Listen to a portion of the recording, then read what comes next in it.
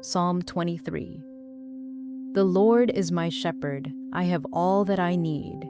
He lets me rest in green meadows. He leads me beside peaceful streams. He renews my strength and guides me along right paths, bringing honor to his name. Even when I walk through the darkest valley, I will not be afraid, for you are close beside me. Your rod and your staff protect and comfort me. You prepare a feast for me in the presence of my enemies. You honor me by anointing my head with oil, and my cup overflows with blessings.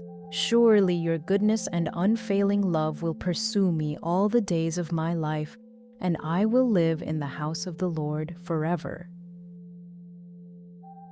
Psalm 91. Those who live in the shelter of the Most High will find rest in the shadow of the Almighty. This I declare about the Lord. He alone is my refuge, my place of safety. He is my God, and I trust him. For he will rescue you from every trap and protect you from deadly disease. He will cover you with his feathers. He will shelter you with his wings. His faithful promises are your armor and protection. Do not be afraid of the terrors of the night, nor the arrow that flies in the day.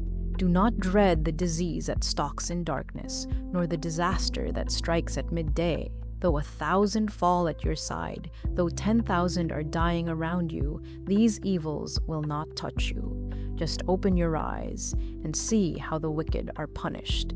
If you make the Lord your refuge, if you make the Most High your shelter, no evil will conquer you. No plague will come near your home, for he will order his angels to protect you wherever you go.